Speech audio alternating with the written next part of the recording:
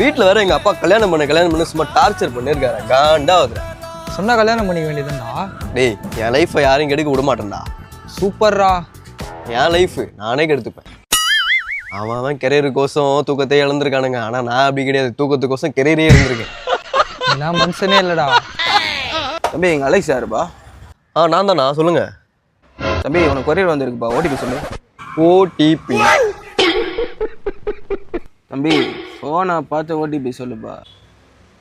OTP போன்ல number வந்துருங்க, அதை பார்த்து சொல்றேன். என்னடா ஓடிபி சொல்றேன்? டேய், போன குரா, நான் பார்த்து சொல்றேன். 30-19-37.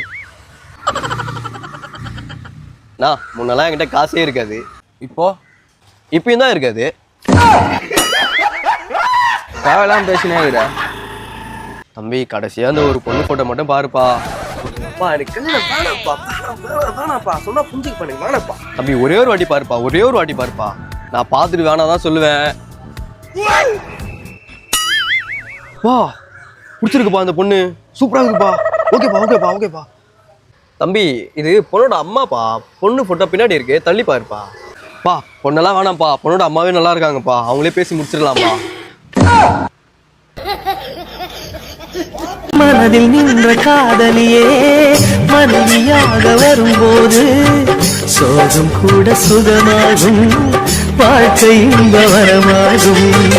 உன் வாழ்வில் செல்வங்கள் எல்லாம் ஒன்றாக சேர்ந்திட வேண்டும்.